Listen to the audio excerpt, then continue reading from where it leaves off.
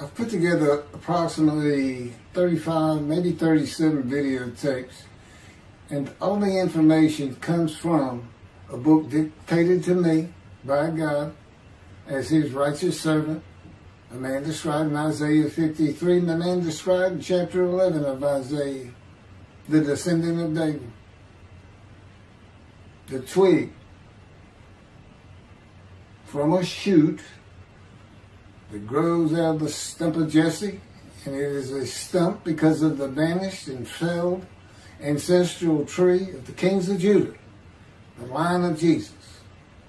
He cannot be the man of chapter 11. He's not the anointed one. He's not son of David. None of that's true.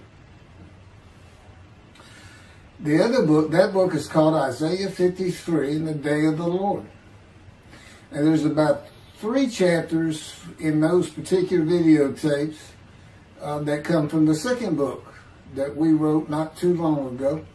He dictated to me. It's the story of my life. It's to show you how I fit the verses of Isaiah 53 with regard primarily to suffering, familiar with disease. So that would be wounded, and as it turns out, cancer.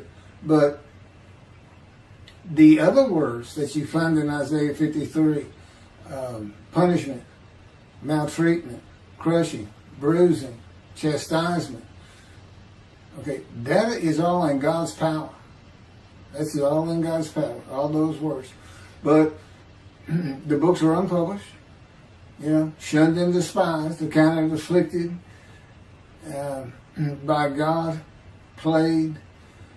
Nobody understands it. This is so different than the Judaism the Jewish people have been taught. This Messianic era that will never occur.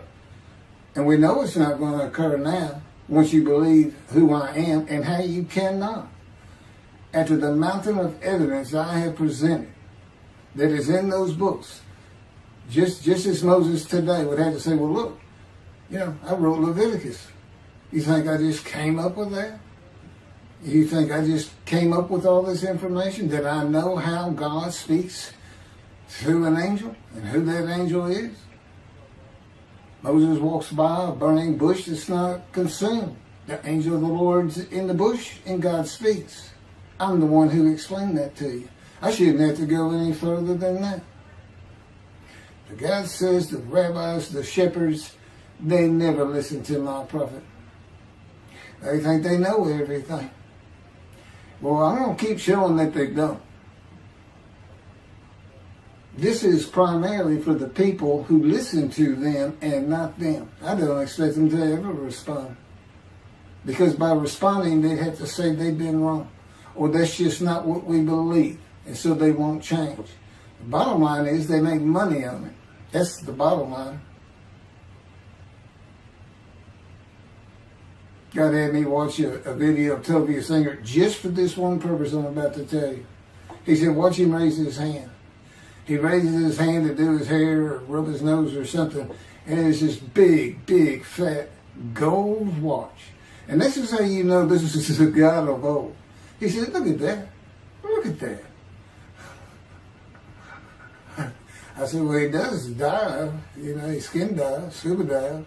It might be a scuba watch. He said, that's no scuba watch. That's just a big, fat gold watch for everyone to see. And he makes his money on Isaiah 53. The guy tells me, at least that's how he really got going. I don't know. I know he has a radio show. But remember, I'm in the fire of refinement.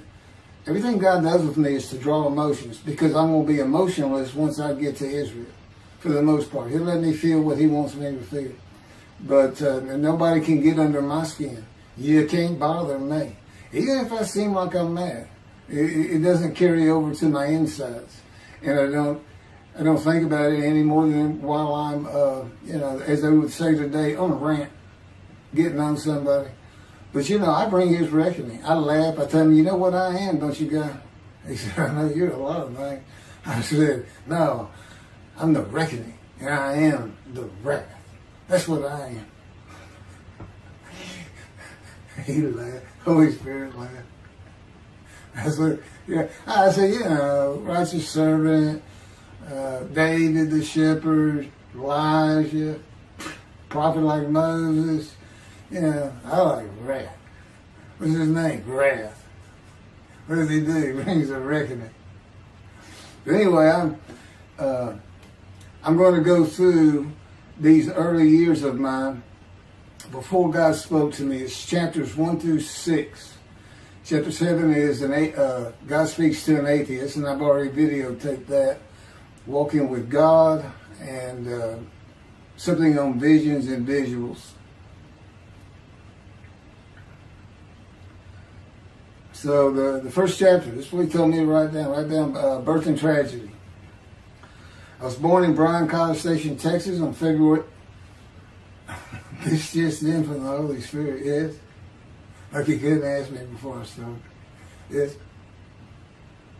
Oh, this is only for the people who come to believe in me. I don't expect anybody who's been viewing these materials and, nobody's really subscribing, a handful, to be believed. Again, I can't imagine. I don't know what you people want. I don't know who you think's going to come to do something different. How are you going to know who David is?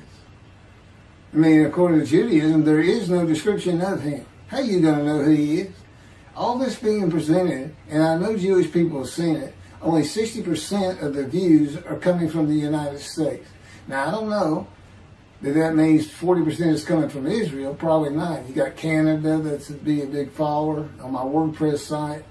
And really just all the countries of the world at one time or another have looked at some of this information as I wrote my blog, and the blogs became chapters. But I'm assuming some Jews have heard of what some man is saying he is Moshiach, and they're watching. Well, this is for those who come to believe, the people who want to be the witnesses, the many made righteous. By my knowledge, by the things I can tell you that God would have me say to you. So, this might be bored to tears with others, but it does show suffering, pain, and emotional pain, my background, and just who I am. Not just some kook out here. People say, well, he's hearing voices. Listen, as a lawyer, and I even did criminal law, I've seen some of these people who hear voices. I promise you, that's a person who should be hearing voices when you just see them and watch them for a couple of minutes. It's not me. Excuse me. Okay, I was born in Bryan College Station, Texas on February 21st, 1957. And that's interesting because that's the year the first satellite went up. Russia sent up Sputnik, which was really 3 different satellites, and altogether they were called Sputnik. That is considered the dawning of the age of the internet.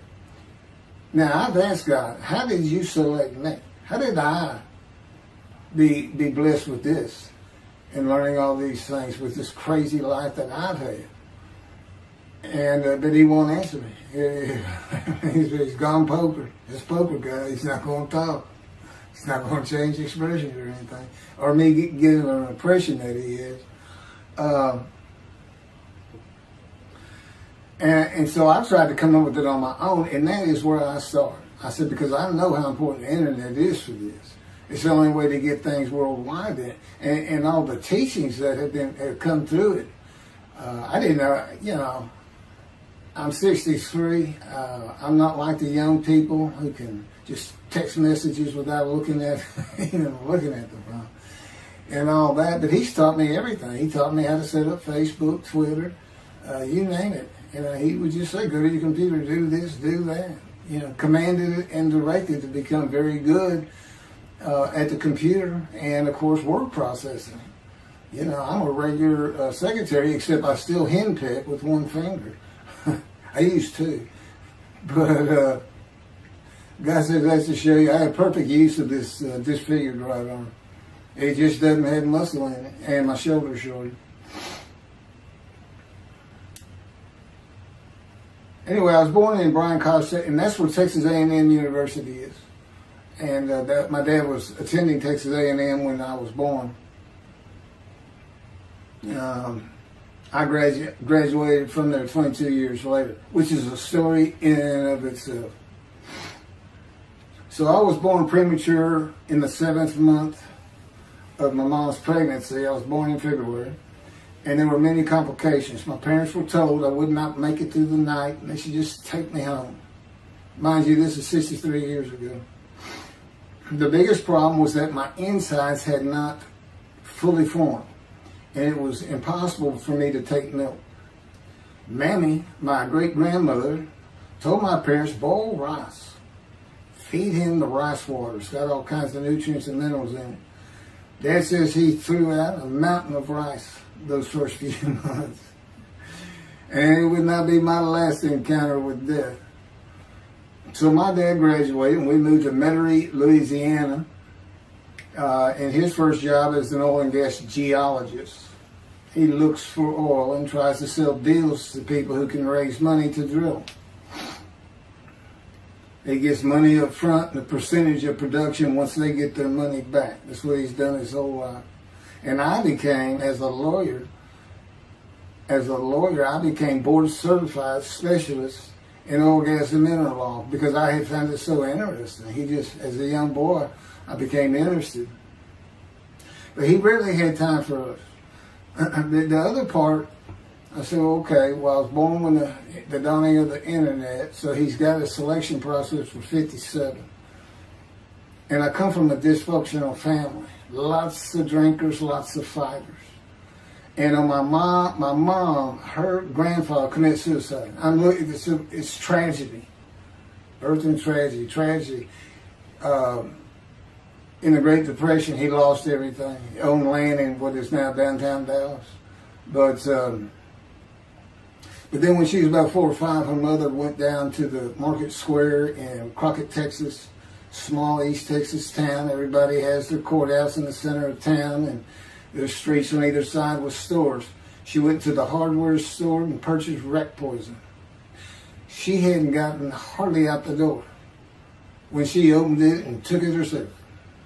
Died right there on Main Street in the middle of the day in a little small town. I don't know how long that would have been. My mom's 85 or 6. She was 4 or 5. Almost 80 years ago. So I'm sure it was quite an event. And her dad took her and her sister's about 2 years older, to Metairie, and not Metairie, to someplace in Louisiana. But could have been Baton Rouge. And her father became a elevator operator. And you can still find this in Houston. When I was at law school, I went to law school downtown Houston, but South Texas College of Law. And at the courthouse, they would have somebody sitting in there on a little stool and with a lever and take you up or down, take everybody up or down. With all the lawyers coming in for the court cases, it was packed. I'm sure they've done away with it by now. But that's what he did. And they found him one day or night. He had taken out a pistol, he shot himself in the head and killed himself. So now she had suicides on both sides of her family. And her father's brother took the 2 girls in. He actually adopted them. And when she was about 10 or so, I believe, she's with him out in some shack in East Texas. And, there's not even phone in this place. And he took a shotgun, and I'm sure he'd been drinking. They were all known for it. And blew his head off right in front of her. I mean, that's all the circumstances I know about it. It doesn't sound like a good scene at all, but it scarred her for life. Okay, we've been taking care of her from the get-go. My father amazes me to no end. What he has done to care for her. See, they knew that was his sweetheart. Eventually, now at 10 years old, that's who he married. And they're both from Crockett, Texas. Small town people. I still take care of them. They've taken care of me for 10 years. God took me from society. He made me quit law terminate my law license in Hawaii and Texas, and took me into poverty. I've been in poverty for 13 years until I just now filed for Social Security early. But I give them more than 90% of it to make up for everything they've given me for 13 years. While I'm in God's fire of refinement, learning everything I need to know. And I have learned much. There ain't any question.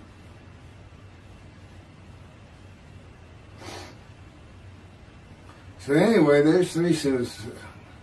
There's 4 suicides right there. So it's a family of tragedy. You know, it's not a tragedy of losing your entire family in the Holocaust and you're the only one left. It's not like that. Because God says, I just got things as close as I could. He says, I touched you in the womb to disfigure you, really for just one reason.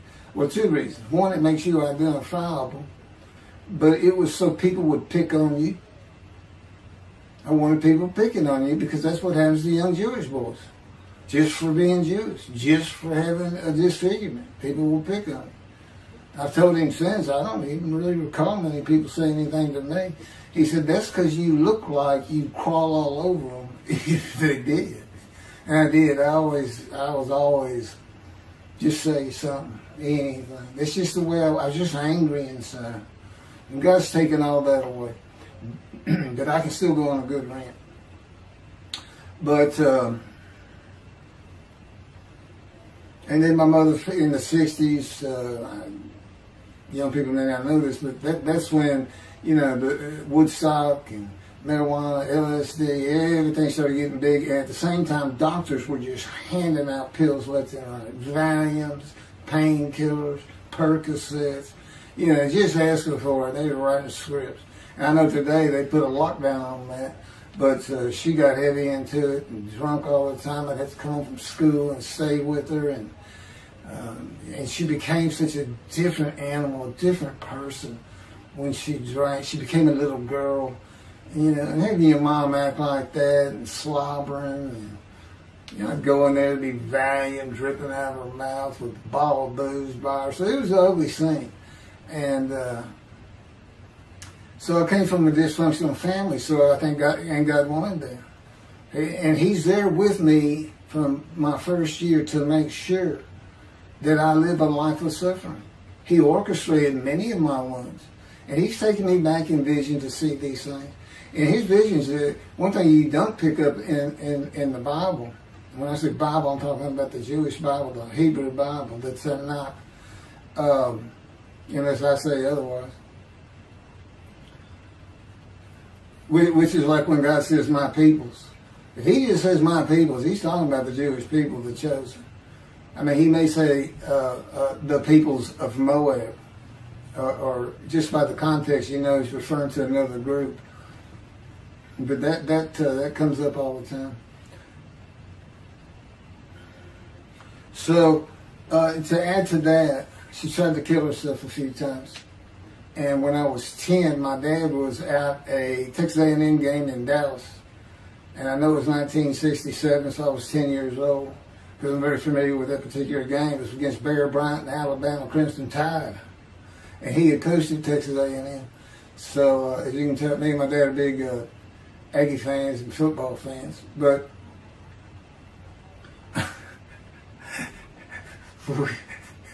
I had been assured we'll be able to see those games in Israel. Somehow it might be technically. He said, we'll get it. That's the Holy Spirit. We'll get it. I said, he's so funny. I don't know where my sister and brother were, but I heard some noise and I went down. It was about 1 or 2 in the morning, and our stairs curved, and there was a little bay window cut out, and I looked down out into the living room. She's laying newspapers out, and I just sat there watching. I didn't know what to do. And she got down that paper and took out a butcher knife, not a razor blade, a butcher knife, and opened her wrist up.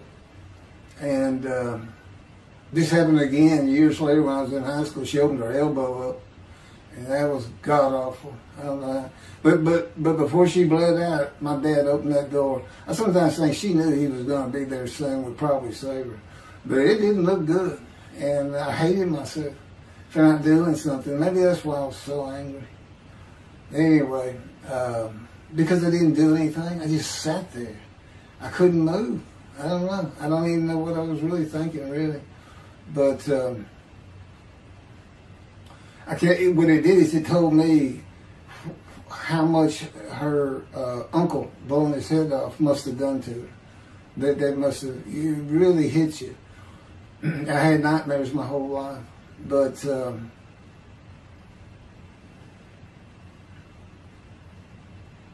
I was 16 when she did the thing with the knife.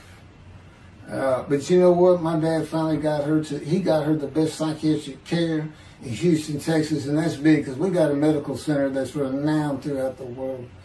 And they put me back together many a time.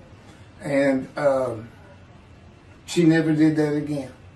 And the amazing thing is how different she is in her very advanced old age. I mean, it's like she was never that person of the 60s and the 70s and the 80s. I don't know how my dad survived it. I'd have never stayed. I'd have taken the kids and said, try to find us. But he's not like that. I've never seen two people who love each other so much. It's crazy. But anyway, I was married for 20 years and we weren't like that at all. We finally divorced for irreconcilable differences. Okay, my first major surgeries when I was 2 years old. My first surgery. Up above here, I have a scar. I had my first of many surgeries. Been born without my right pectoral muscle, small shoulder, withered arm. And then there was some, the movement of my arm was restricted. There was some tissue in here that had to be cut out. So they opened me up and did that. I was born right-handed, but I do everything left-handed. Except for light things. Like I shoot a basketball right-handed. I throw a ball right-handed. Darts, things like that. But bowling, I'm left-handed. You know, anything heavy. And I was quite an athlete. If I'd had two good arms, I'd have probably been on scholarship. I was already offered a partial scholarship at a small school for track, even with this bad arm. But I just didn't have the fast start. You got to have two strong arms just pushing out in front of you. But I was some kind of quick and fast. So, we moved back to Houston to a place called West University, a suburb. And this little story, I don't even like telling it, but God tells me I have to. And he had something to do with it. But I'm not going to go into that part of it. So anyway, I had decided when I was in the second grade, I was tired of school, didn't want to go anymore. I don't exactly know why. I just know I said, that's it, and I'm not going. Dad came to get me up and take me to school until I'm not going. And it was on. He was going to get me there. It took him about an hour to get me to the car. Fighting and screaming and running around, hiding, getting under bed. You name it, I was doing it. And anyway, he finally gets me to the school, but he's too tired. He wasn't even going to try to get me out of the car by himself. So he get out, and he goes and gets the principal. Now, my dad's about 6'2", but he's real slim. And but he comes out with his principal, who's taller than he is, and he's a hefty guy. He's burly. Anyway, so they come, they said, get out of the car. I said, I'm not getting out of the car. I'd already locked the doors. And only the two front doors locked, and it was those locks that you pull up and push down. So my dad used the key, and he popped that lock up, and I slammed it back down. He said, I'm not going to school, I told you. He throws the key, they start throwing the keys at one another over the roof. The principal was driving the same thing, and I'm slamming his door, I'm leaping across the car. Bam. I don't know how long I went, but they finally, in 5 minutes maybe, seemed like an eternity. I was terrorized. That's the way I look at it. Anyway, the principal got it open, and I saw that door open, and I got back on the far other side of it, by the steering wheel with my back against that door. And I curled up like a ball, had my knees on my chest, and he reached in to get me. And I unleashed on him, kicking him in the face with everything I had. It broke his glasses, and his orbital bone got shattered. So, That wasn't my first principal either. There's another one. So, but anyway, so they carried me in, and it was very embarrassing. I was crying. But again, funny thing, nobody, because I stayed with this same group for 9 years, going to West University and the junior high there that you go to. Nobody ever said anything to me about it. And I knew some of those kids that were in that class.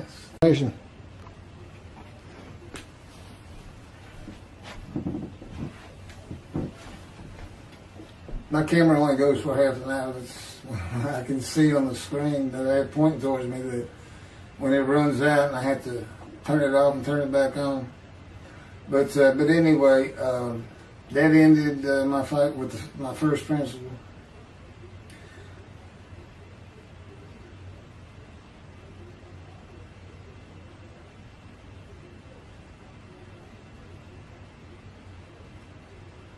Yeah, here it is right here.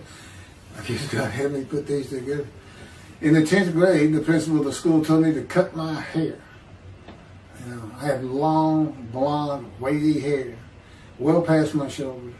Again, this was, I graduated high school in '76, and this has been junior high, so it's in the early '70s, but it felt like the '60s still. And I kept in a ponytail. It was neat. It was a school-wide policy. I think I was one of the last people to cut his hair. I was hiding all the time. I was always on the alert for the teachers that would turn you in. But I went and got it cut. I told the barber right at my collar. Sat there in the chair and cut it right at my collar as I was instructed to do. And then I was commanded to return to the principal's office. And so I presented myself to him. I sat down in the chair in his office, and he gets up, walks behind me, and grabbed me by my hair, back of my head, and jerked my head back fast. And said, "It's still over your collar." Now, I don't know if I did a backflip out of that thing. I can't really recall. But what I do recall is it took 3 people to get me off of him. And I was permanently expelled from school, which ended up me leaving home. It wasn't a runaway. I'm just out of here. I'm tired of everything and everybody. I ain't going to school ever again. Hate school, always have. That was me. Yeah, they had to pull me off of him. I understand through a friend of mine, he said, my brother went to that school. He had some stories about that guy. I told the guy, I said, it wasn't me. It's him. Second major surgery came when I was 12 years old to try and repair my right knee and just below it. I was running full speed in a field. High grass and weeds with a family dog. And God says he had something to do with what the dog did. For no apparent reason, just suddenly he was running at my side. And he just bolted, he just stopped going straight, took a hard left and went right between the legs. I go sailing in the air and I came down on my knees, except my right knee came down on a broken Coke bottle, Coca-Cola.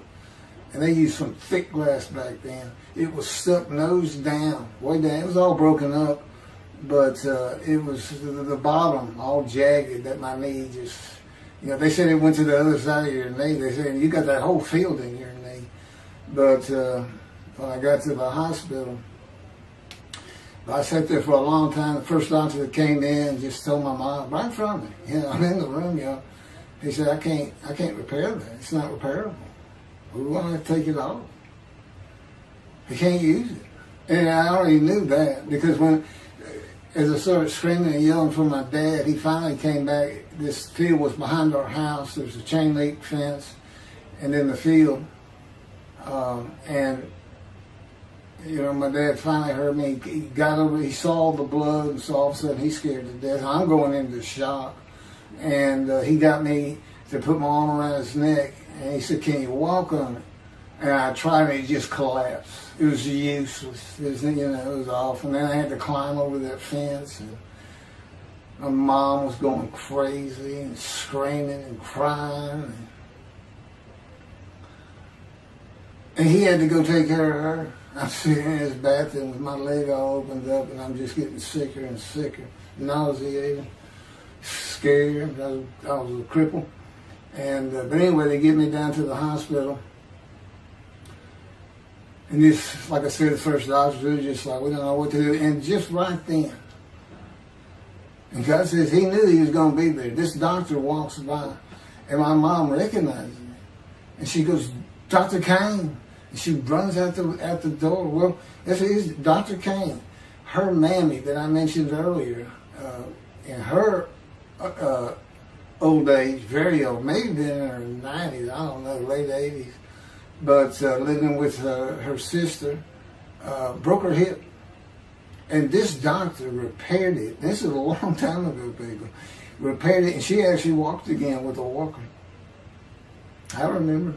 But that's who this doctor was. And she said, my son, they're going to take his leg off. You've got to come look at it. And this Dr. Kane actually became the medical doctor for the Houston Oilers. He repaired many in me before and after me. I guess that's what he specialized in. But he was there at the hospital just to do rounds. He wasn't dressed for surgery or anything. But he came in that room, and I mean, he was livid when he looked at my knee and knew how I'd been there for like 5 hours at this time. And he just started barking orders about getting me prepped for surgery, and he takes off to go get prepped. And they literally ran me down to surgery in a gurney. I mean, they were trying. This kind of fear he put in everybody.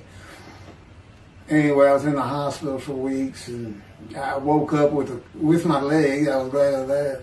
But I had a cast from my hip to my ankle. And he told me, when I finally was being released, he said, if you put any weight on that leg, you'll never walk again. So, I can't remember, 6 weeks. I don't know how long it was that I had that cast on. It wasn't my first cast, it wasn't my last. Well, maybe it was my first, but it wasn't my last. That's another story. We're not getting very far. There's 6 chapters. I'm barely getting through the first one. But what I'll do is I'll just do 6, just like I did with Isaiah 53. I did 6 or 7 videos, 7 I think. But then I joined them all together and put it as one video, the definitive commentary of Isaiah 53, which comes straight from God, by the way. I mean, you can contest what I'm saying all you want, but it makes perfect sense. For the first time, Isaiah 53 is explained. Now, how did I become the smartest religious Jew in the world who can see that? And what the wounding and the punishment, everything's about, and how it's really, in some ways, a snare for the Gentiles for the day of the Lord. Because he knows he can take me and just decimate any argument they want to put forth. You know, in particular, I'm blemished. I'm the Antichrist. In that I am the exact opposite of Jesus Christ. Okay? He's so smart, he was teaching synagogue at 12. Supposedly he was a perfect, beautiful man. I'm disfigured. You know, I'm not bad looking, but I'm not, I'm not Brad Pitt or anything. Anyway, and sinner, I tell God, well, what an habitual sinner. I was a good person. I was good to other people. I was very compassionate. I said there was already a lot of humble in me. I didn't laud myself and the things I could do over others. Like being the fastest guy on top 5 at school and the fastest in the neighborhood. I didn't brag on myself. But as he took me back through my life, and informed me when things were sins, it just seems like I touched on all of them. And if murder in your heart is actually committing that sin, as the Christians say, I don't really go with that. But then there's really not much I've missed. So I'm a sinner. And, all Jesus can say is, well, I'm a sinner too. I lie. All you got to do is read the scripture in the Gospels. You see where I'm lying. That's easy. And I came from the banished line. I thought I was the man of Isaiah 53. I thought I was going to be exposed to death, but given long life. This is what he would tell you if he was here. He said, but you know what happened? They crucified me. And on the cross, I realized I'm not that man. This isn't exposure to death. This looks like a sure thing.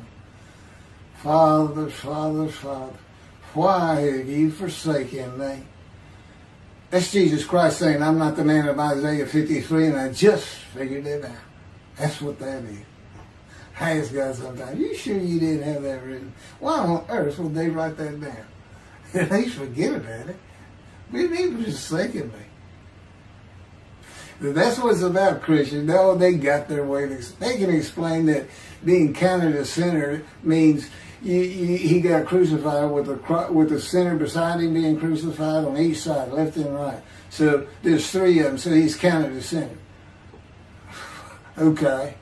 You know, it's supposed to be descriptive. We're supposed to be able to find a person to do. You might tell Judaism the same thing. You know, this is to find somebody. It's not the people of Israel. They're all kinds of people. No, we're looking for a guy so God can have a Moses. Why? We have a new covenant.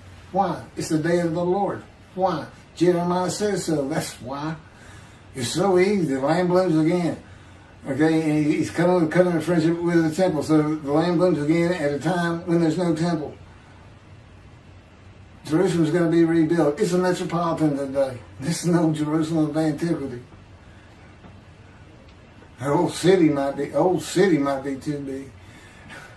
And I'll make a new covenant with you. I'm going to forgive all your sins and remember them no more. That will cause Torah to be written on your heart. It's a metaphor. When did he do this before? Oh, that's right. Assyrian Babylon exiles, Isaiah was writing for. God said, I forgive your sins, remember them no more. They became a holy seed, and what they did? They built the second temple. What are we missing? The third temple. It's so easy. So it is the day of the Lord. There ain't any question of that. I'm just telling you it started with the Russians. Sending us Sputnik. Those old riskies. And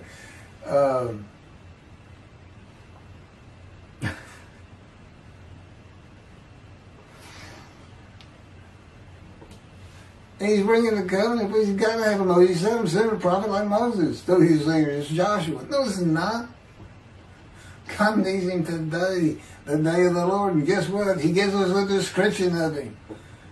He knows this is a time of secularism, reliance on science and medicine and doctors. And you got so many more people who the only book out there is not the Hebrew Bible. There's a lot more books than that.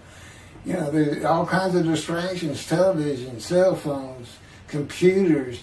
You know, back then, you know, you just sat around and said, what do you think God's doing? I don't know. Wish he'd send some rain. You know, it was just, I said it was easier to get them back then. But here it is. It's here. And God said, you see why I put shunned and despised in there?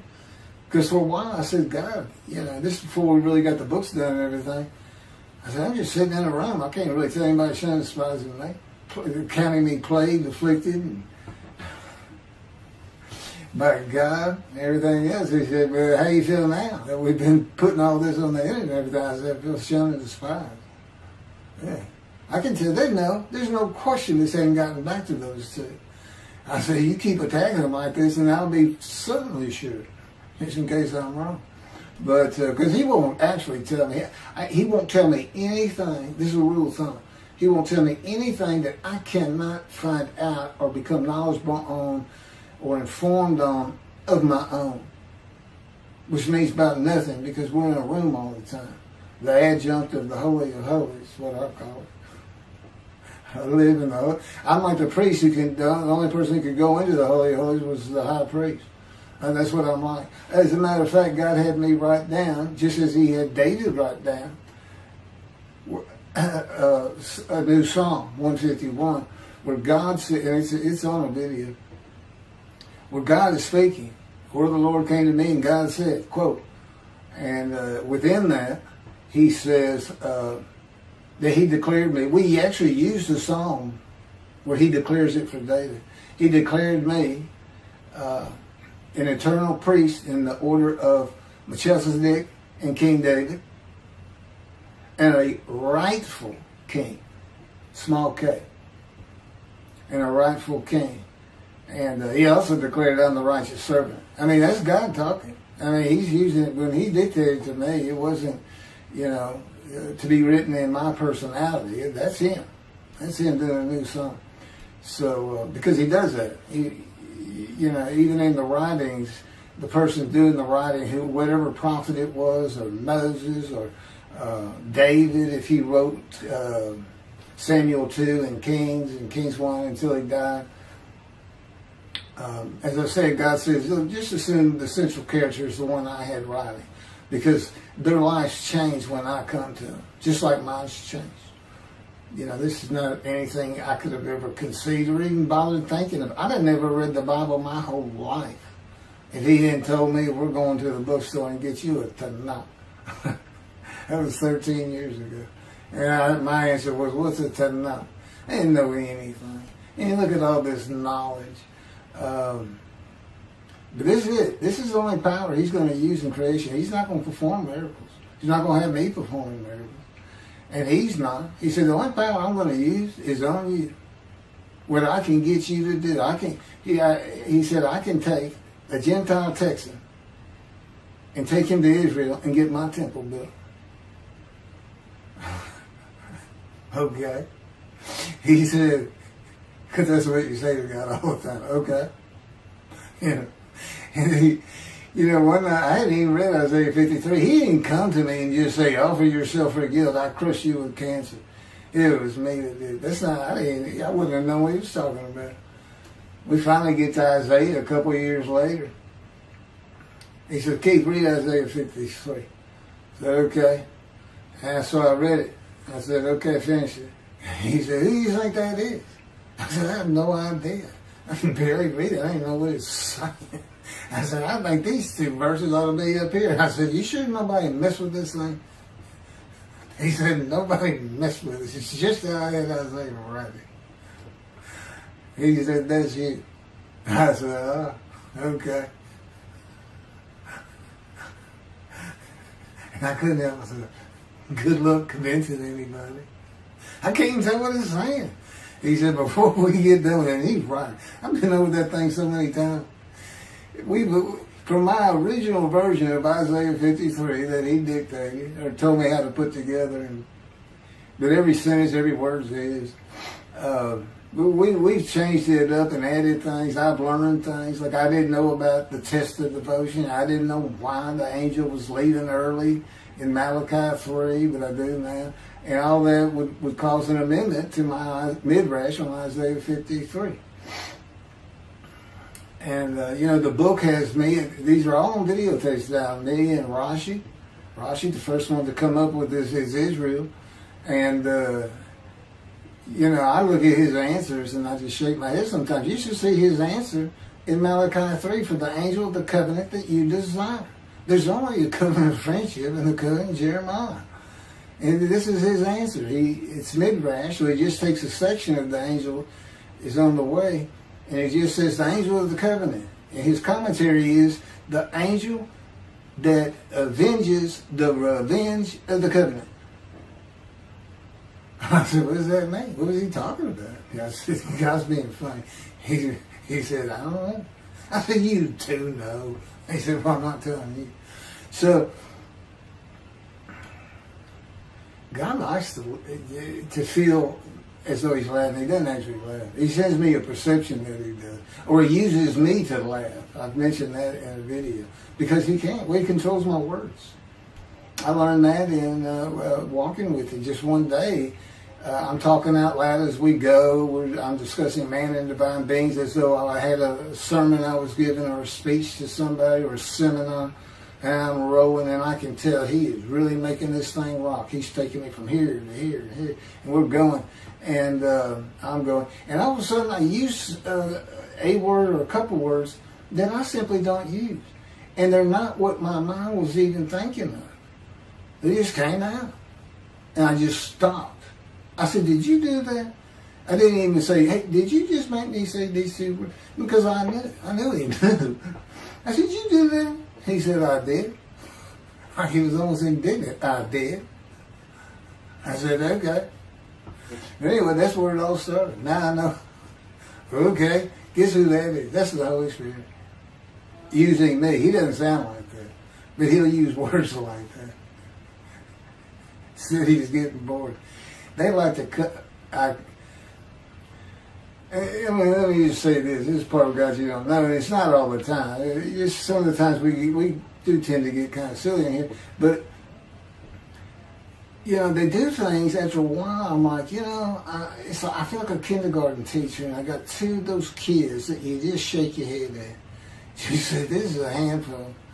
These two are nothing but trouble. Always fooling around, looking for a laugh. And the Spirit's always working in heaven, death, God laugh, as it were. Again, he doesn't actually laugh. It's a perception that's his emotion. If God has any emotions left, because worrying about other people's pain is not one of them. It ain't that clear to me. I don't care about your pain. And just saying it makes you mad. He says, see him drawing anger. And he'll do stuff so many times over and over. He says, it's easy because now it irritates the fire out of it. He just started. I said, how do y'all keep doing this stuff? And one day I told him, I said, I got it. Which means it actually came from them. I got it. You never grew up. You never got sent to your room. You never had to climb that mountain to achieve something. Put yourself out there. Nobody's ever whooped you. He said, I said, that's what it is. You never grew up. That's what it is. Yeah, I'm dealing with the child God. That's what I'm dealing with. That was my argument. And then he came down as mean, very serious, mature God. And I didn't bring that argument up anymore. But that's how it gets with me sometimes. It's an incredible lot. For me, I'm not going to get to him. I guess I'm at the end. I'm getting close to when I got shot. I thought that was a new chapter. Oh, it's not. Well, I'm going to pick, this is getting long. Anything over half an hour, we try to stop. Now, my Isaiah 53 is 5 hours. But, you have to watch it all at one time, of course. He doesn't hardly let me watch them.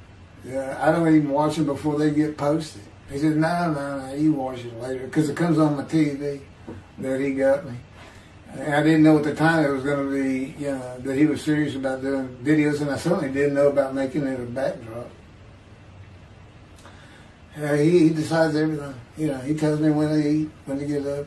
I don't sleep hardly at all, 2 or 3 hours a night, and sometimes less, and take a half hour nap sometimes.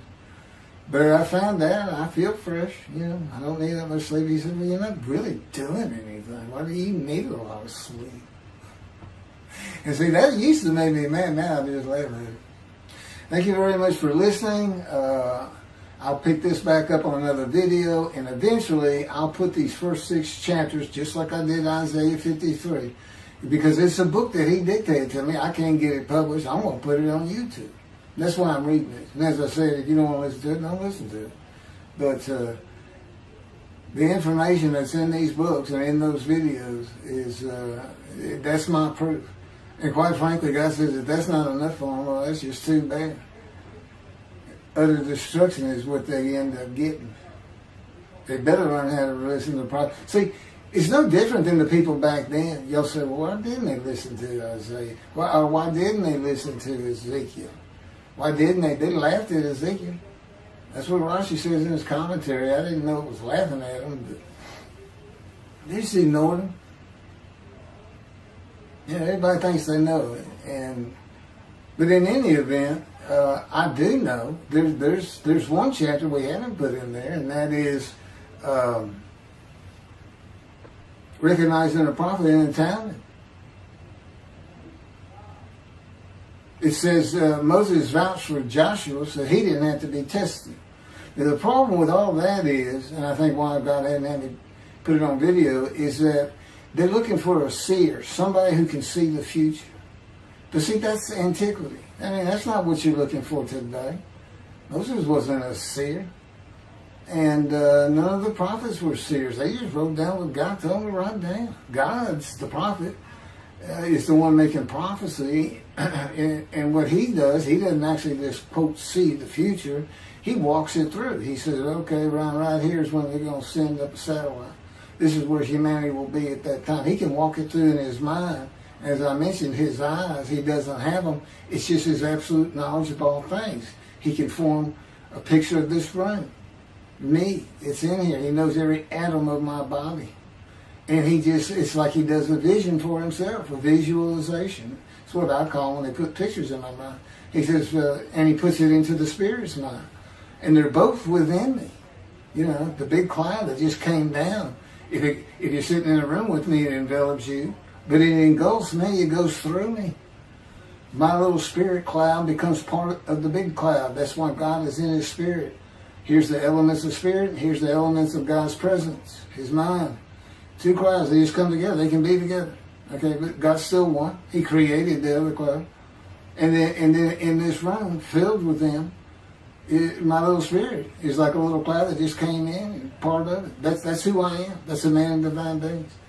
Okay? No, it's like nobody's really expecting it. Well, maybe it's because you didn't know these things.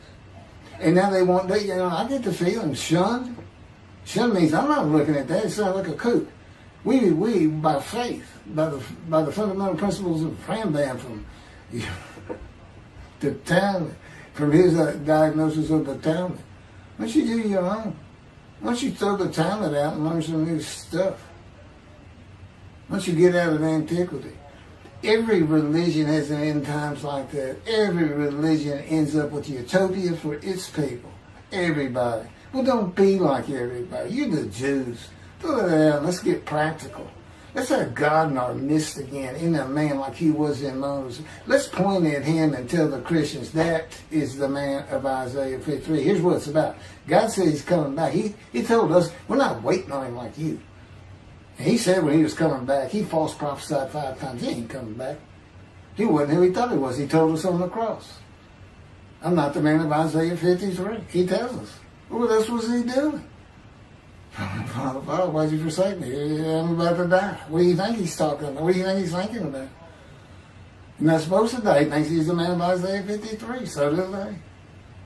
It's just mind-boggling because I'm the man. And there's nothing about me that says Jesus Christ. Nothing. You should hear me cuss God. I've cussed him trying to die. I begged for death 1,000 times. He said, it's not been 1,000 times. I said, it's been hundreds. He said, well, that's true. You have cursed me more than any man in the history of mankind. And he said, and you did it face to face. And I said, you shouldn't make me so mad. He laughs, y'all. He laughs. When I'm cussing him, he makes him laugh. And oh, you're kidding, that story? He gave me his perspective. This is how he did it. He said, Keith, imagine you created ants. And ants are living beings. In other words, they can think and they have emotion. Okay, you get a great big ant farm over here in your room. Okay, you decide you're going to get one ant to get all the other ants to do stuff. But you got to get him ready. And you get him ready the way I'm getting you ready. Now, he's mad at you. Right? I said, yes. Yes. And he said, now, imagine, I'm always laying in this bed. I got a big table. It's got a microwave on. I put my computer on. I got a big fan I like to have on. And he said, look over at that table. Now, imagine that ant got loose. And he is crawled up. And he is standing on the corner of that table. And he is giving you the what for in ant language. I mean, he's going. And he's turning around and shaking his butt at you. And he's cussing. And all this. And all you got to do is go bump. And he's gone. I said, that's funny. And it is. And that's how that's what it does to him with me. You know, the spirit will rile me up. I call him a troublemaker, troubler. He's so funny. But God's so humorous. There's a difference in their humor. Okay, that wraps up. I'm told that does wrap it up. I'm going to pick up a gunshot. I guess it was worse than the accident to my knee. They ended up opening me up from between my breast and my pelvic bone, and now it's been 3 times. And eventually, you know, the lung cancer and colon cancer and skin cancer. But the lung cancer is when they told you should have died from the colon cancer. He said, but this is it. We can't treat that. It's too advanced. You're gone and prepare to die. That was 20 years ago when the planes hit New York. It was the planes hitting New York that got me up off the ground one last time to see one more doctor.